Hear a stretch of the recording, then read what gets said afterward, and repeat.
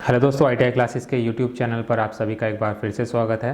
तो दोस्तों, last class में हम लोग बात कर रहे थे वर्ष 2018 में पूछे गए ट्रेड थ्योरी वेल्डर के प्रश्न पत्र की। तो उस वीडियो में हमने जो हमारे स्टार्टिंग के 25 प्रश्न थे उनको डिस्कस किया था। तो उसी वीडियो को आज हम कंटिन्यू करते हैं और स्टार्ट करेंगे प्रश्न नंबर 26 से। तो आइए शुरू करते हैं। तो वीडियो को शुरू करने से पहले मैं आपको बता दूं, यदि आप चैनल पर पहली बार आए हैं तो प्लीज़ चैनल को सब्सक्राइब कीजिए, शेयर कीजिए और साथ में बेल आइकन को ज़रूर प्रेस कीजिए ताकि हमारी वीडियो का नोटिफिकेशन जो है आप तक पहुंच सके। तो आइए शुरू करते हैं। प्रश्न नंबर 26 से शुरू करेंगे। तो प्रश्न है आपका कि ऑक्सी एसिटिलीन द्वारा बने कट की चौड़ाई को कहते हैं। अब क्या होता है, जब आप ऑक्सी एसिटिलीन के द्वारा किसी जॉब को या फिर किसी धातु को काटते हैं तो काटने में जितना मटेरियल आपका वहाँ से हटता है वह आपका क्या कहलाता है? कर्व कहलाता है। तो ऑप्शन नंबर ए क्या होगा? इसका राइट आंसर होगा। यदि हम टेक्निकल लैंग्वेज में बात करेंगे तो इसमें क्या होगा कि ऑक्सी एसिटिलीन द्वारा बने कट की चौड़ाई को आप क्या कहेंगे? कर्व कहेंगे। KERF ये होता है इसका। इसके बाद में अगला प्रश्न है आपका कि उपयुक्त फिलर मेटल और फ्लेम के साथ अच्छी तरह साफ और फ्लक्स्ड जॉइंट की ब्रेजिंग के समय कभी कभी जमा हुआ फिलर मेटल जॉइंट की केवल एक प्लेट को नम करता है। इस समस्या को कैसे दूर करेंगे? तो इस समस्या को दूर करने के लिए हम क्या करेंगे? जॉइंट को समान रूप से गर्म करते हैं। तो ऑप्शन नंबर बी क्या होगा? इसका राइट आंसर होगा। इसके बाद में प्रश्न नंबर 28 है आपका कि वेल्डिंग करने से पूर्व छोटी दूरी के लघु वेल्ड बनाए जाते हैं, इसे आप क्या कहते हैं? अब आपने देखा होगा यदि कोई वेल्डर वेल्डिंग करता है तो उसमें क्या करता है, वो पहले छोटे छोटे टाँके लगा देता है, उसके बाद में वो उन सभी जॉइंट्स को वो क्या करता है? फिल करता है। तो उस प्रोसेस को आप क्या कहते हैं? टैकिंग कहते हैं। तो ऑप्शन नंबर डी क्या होगा? इसका राइट आंसर होगा। तो उसमें एक इसकी खास बात ये होती है कि जब वो टैकिंग करता है तो इसका मतलब ये होता है कि वो उन जॉइंट्स को पहले ही इंक्लूड कर चुका है। मतलब वहाँ पर आपने यदि टाँका लगा दिया तो अब उसका काम वहाँ पर क्या रहेगा? उस जो आपका जॉइंट है उसको फिल करने का रहता है। तो उसको आप क्या कहते हैं? टैकिंग कहते हैं। प्रश्न नंबर 29 है आपका कि बैकफायर की स्थिति में सिलेंडर में आंतरिक रूप से आग लग सकती है। इस स्थिति में आप सबसे पहले क्या करेंगे? तो बैकफायर की स्थिति में आग लगने से बचाने के लिए आप क्या करते हैं? सबसे पहले ऑक्सीजन वाल्व को बंद करेंगे। यदि ऑक्सीजन की सप्लाई होती रहेगी तो क्या होगा? आपकी जो आग है वो बढ़ती चली जाती है। इसलिए क्या करेंगे? इसमें ब्लो पाइप ऑक्सीजन वाल्व को सबसे पहले आप बंद करेंगे। तो ऑप्शन नंबर डी क्या है? इसका राइट आंसर है। इसके बाद में प्रश्न नंबर 30 है आपका कि रिवेट जॉइंट का अति महत्वपूर्ण गुण होता है। सबसे पहले हम बात करते हैं रिवेट की कि रिवेट आपका होता क्या है और किस तरह का होता है। तो मेरे पास में एक छोटा सा रिवेट का ही एग्जाम्पल है, ये आप देख सकते हैं। ये एक तरह का पेंच ही होता है। इसकी जो ऊपर का हेड होगा वो क्या होता है? सिलेंड्रिकल होता है। और चूंकि इसका जो नीचे वाला हिस्सा है वो क्या है? चूड़ीदार है, बट वो होता कैसा है? वो भी प्लेन होता है। मतलब ये पूरी की पूरी जो आपकी शेप होगी इसकी वो प्लेन होगी और इसका जो हेड होगा वो कैसा होगा? सिलेंड्रिकल शेप में होगा। और रिवेट्स का जो आप ज़्यादातर यूज़ देखा होगा आपने, वो आपने रेलवे ब्रिज में देखा होगा। रेलवे ब्रिज में क्या करते हैं? आप मेटल्स को ऊपर नीचे रख कर उसमें क्या करते हैं? सबसे पहले वेल्डिंग द्वारा छेद करते हैं और उसके बाद आप उसमें रिवेट के द्वारा दोनों जॉब्स को सेट कर देते हैं। मतलब ये रखेंगे आप जब, तो ऊपर से इसमें चोट मारेंगे तो ये क्या हो जाएगा? उस किए गए छेद को फिल कर देगा। तो इस तरह से आपका जो स्ट्रक्चर होता है वो काफ़ी स्ट्रॉन्ग होता चला जाता है। तो इसका जो सबसे महत्वपूर्ण गुण होता है वो ये होता है कि ये साधारण होता है, मतलब सिंपल होता है और कम लागत का होता है। तो ऑप्शन नंबर ए क्या होगा? इसका राइट आंसर होगा। एज ए फास्टनर भी आप रिवेट्स को यूज़ करते हैं। इसके बाद में प्रश्न नंबर 31 है आपका कि यदि डीसी वेल्डिंग में गलत ध्रुवता का प्रयोग हो तो क्या होने की आशंका होती है? डीसी वेल्डिंग में गलत ध्रुवता का मतलब यदि आपने कोई गलत पोल यदि आपने चुन लिया है तो उसमें ये होता है कि अत्यधिक स्पैटर और ख़राब पेनिट्रेशन होगा। ऑप्शन नंबर बी क्या होगा इसका राइट आंसर होगा। अब सबसे पहले हम बात करते हैं स्पैटर की। स्पैटर होता क्या है? आपने देखा होगा जब आप किसी धातु पर वेल्ड करते हैं तो क्या होता है, आपकी जो इलेक्ट्रोड होती है वो जो पर आपकी चिपकने लगती है, और चिपकने के बाद होता क्या है, जब आप उसको छुड़ाएंगे तो क्या होते हैं, छोटे छोटे से दाने जो हैं आपकी जो होती है उसके ऊपर एकत्रित हो जाते हैं, वो आपके स्पैटर कहलाते हैं। और ख़राब पेनिट्रेशन का मतलब जो होगा, जो आप वेल्डिंग जॉइंट करेंगे उसकी जो शेप होती है वो भी बिगड़ जाती है। इसके बाद प्रश्न नंबर 32 है आपका कि पिघले मेटल को सहारा देने के लिए वेल्ड की जड़ में लगाए गए मटेरियल को कहते हैं।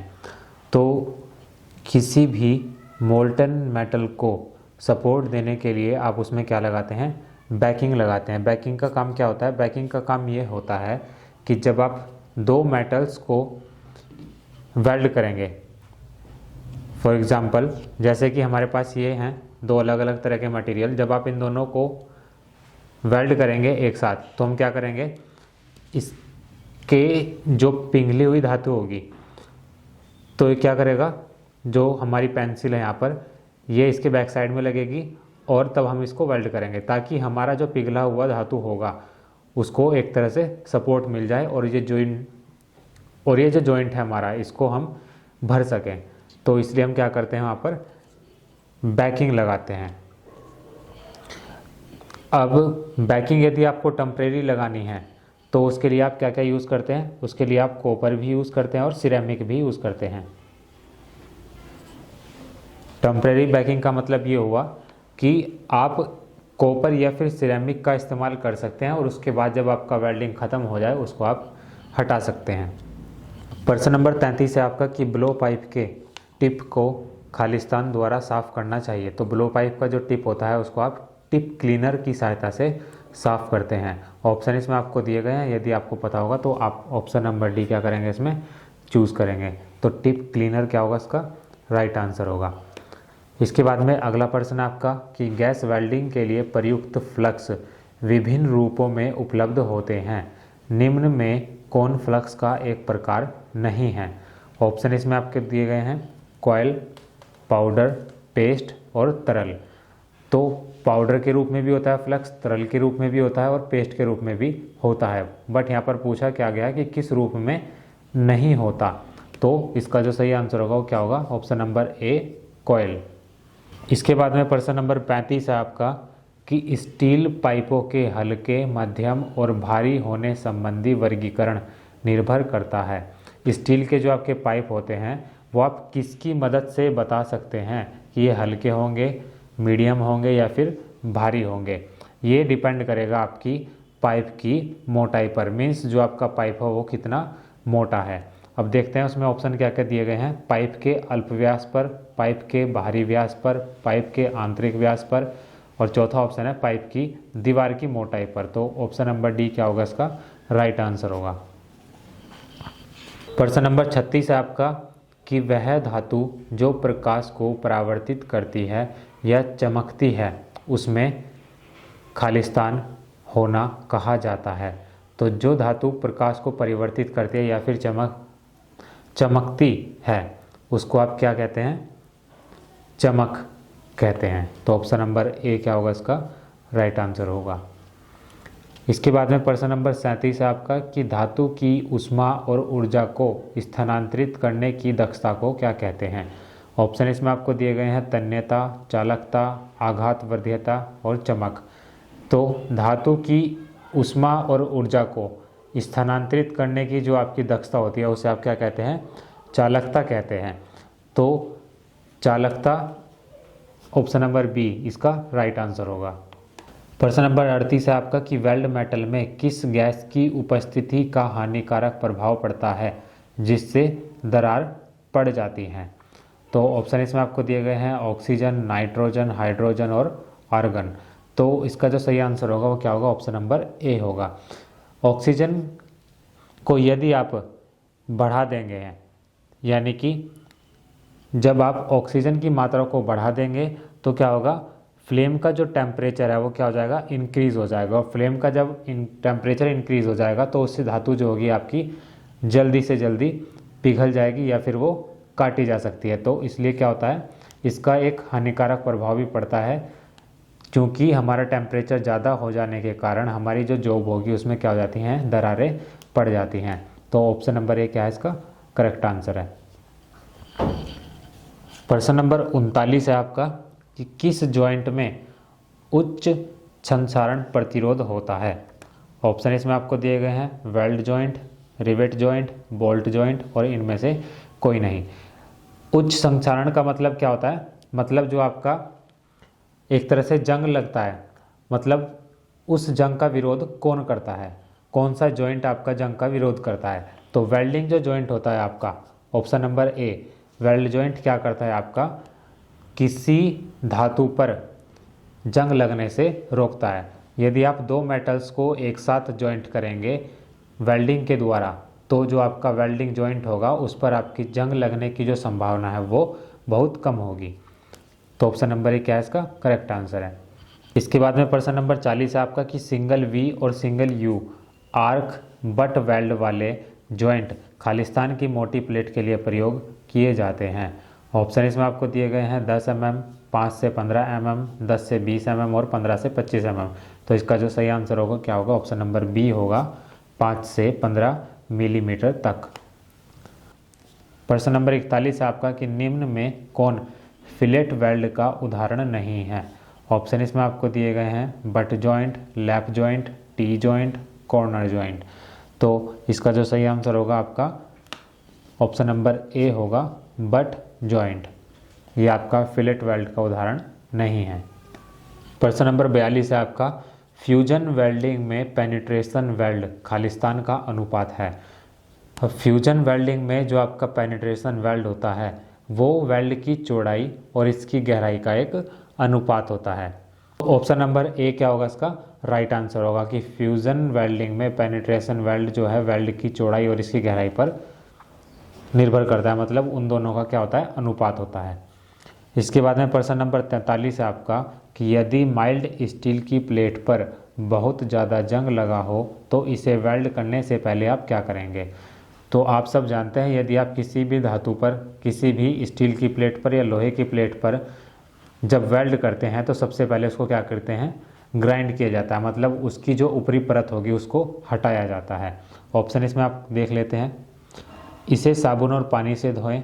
दूसरा ऑप्शन है मेटल को मूल रूप में लाने के लिए इसे ग्राइंड करें। तीसरा ऑप्शन है कुछ भी करने की ज़रूरत नहीं है, इसे सीधे वेल्ड करें। और चौथा ऑप्शन है इसे सैंड पेपर से थोड़ा रगड़ लें। तो इसका जो सही आंसर होगा वो क्या होगा, ऑप्शन नंबर बी होगा कि मेटल को आप मूल रूप में लाने के लिए, मतलब जैसा उसका रूप पहले था उसी रूप में लाने के लिए आप ग्राइंडर का इस्तेमाल करते हैं, जिससे उसकी ऊपर की जो धातु होगी वो निकल जाएगी। प्रश्न नंबर 44 आपका कि कोटेड इलेक्ट्रोड पर की गई कोटिंग का मुख्य कार्य होता है। कोटेड इलेक्ट्रोड पर जो आप कोटिंग करते हैं उसका मेन जो काम होता है वो क्या होता है। ऑप्शन देख लेते हैं, इलेक्ट्रिक शॉक से वेल्ड को इंसुलेट करना। दूसरा ऑप्शन है वेल्ड क्षेत्र के जंग और पेंट को साफ करना। तीसरा ऑप्शन है इलेक्ट्रोड को पानी से खराब होने से बचाना। और चौथा ऑप्शन है शिल्डिंग गैस उत्पन्न करना और दोष मुक्त वेल्ड करने में सहायता करना। तो कोटेड इलेक्ट्रोड पर जो कोटिंग की जाती है उसका काम ये होता है कि वो क्या करता है शिल्डिंग गैस उत्पन्न करता है और दोष मुक्त मतलब बिना किसी प्रभाव के वेल्ड करने में हमारी मदद करता है। तो ऑप्शन नंबर डी क्या होगा इसका करेक्ट आंसर होगा। इसके बाद में प्रश्न नंबर 45 है आपका कि सिलेंडर वाल्व से रेगुलेटर को जोड़ने से पहले खालिस्तान क्या करना चाहिए। वाल्व और क्रैक वाइड ओपन होना चाहिए। दूसरा ऑप्शन है वाल्व को धीरे से खोलना चाहिए और इसे तत्काल बंद करना चाहिए। वाल्व में ऑयल लगाना चाहिए और इनमें से कोई नहीं। तो जब आप सिलेंडर वाल्व से रेगुलेटर को जोड़ते हैं तो क्या करते हैं पहले वाल्व को आप धीरे से खोलेंगे और जब आपको बंद करना हो तो उसको एकदम से बंद कर देंगे। तो ऑप्शन नंबर बी क्या है इसका करेक्ट आंसर है।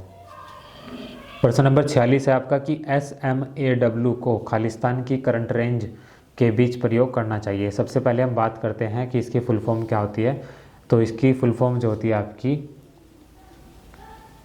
शिल्डेड मेटल आर्क वेल्डिंग। ये इसकी फुल फॉर्म होती है। यदि आपसे फुल फॉर्म पूछ ली जाए कि SMAW की फुल फॉर्म क्या होगी, तो वो क्या होती है आपकी शिल्डेड मेटल आर्क वेल्डिंग, या फिर इसको अन्य नाम से भी जाना जाता है जिसे आप क्या कहते हैं, manual metal arc welding, manual metal arc welding या फिर शिल्डेड मेटल आर्क वेल्डिंग।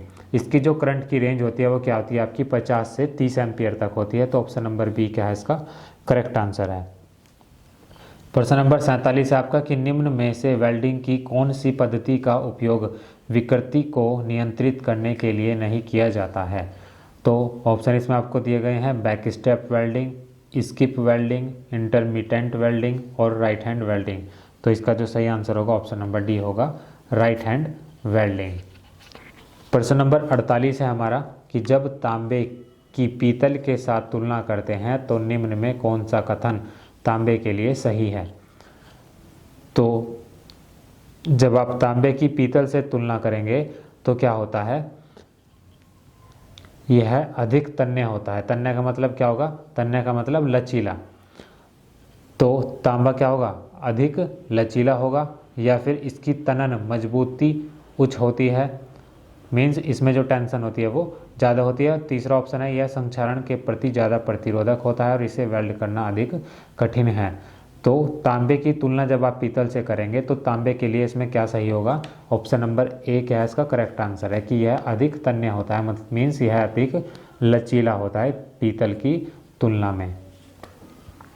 प्रश्न नंबर 49 है आपका कि निम्न में किस धातु का गलनांक उच्चतम होता है। मीन्स सबसे ज़्यादा हाई टेम्परेचर पर कौन सी धातु गलती है। ऑप्शन इसमें आपको दिए गए हैं एल्यूमिनियम, कांसा, पीतल या फिर तांबा। तो इसका जो सही आंसर होगा ऑप्शन नंबर डी होगा तांबा। और इस वीडियो का आपका आखिरी प्रश्न है कि निम्न में से कौन सा कथन सत्य है। ऑप्शन इसमें आप देख लेते हैं क्या क्या दिए गए हैं। तांबा लोह धातु है, पीतल मिश्र धातु है, मृदु स्टील अलोह धातु है और चांदी विद्युत का कुचालक है। तो इसका जो सही आंसर होगा ऑप्शन नंबर बी होगा कि पीतल क्या है आपकी एक मिश्र धातु है। तो दोस्तों आज की वीडियो में सिर्फ इतना ही। और ये जो है आपका वर्ष 2018 में पूछा गया पेपर था, इसको हमने 2 वीडियो में डिस्कस किया है। इसका जो पहला पार्ट है वो आप इस वीडियो के लिंक में जाकर देख सकते हैं। तो नेक्स्ट वीडियो में हम बात करेंगे एक और अन्य क्वेश्चन पेपर की। तब तक के लिए धन्यवाद।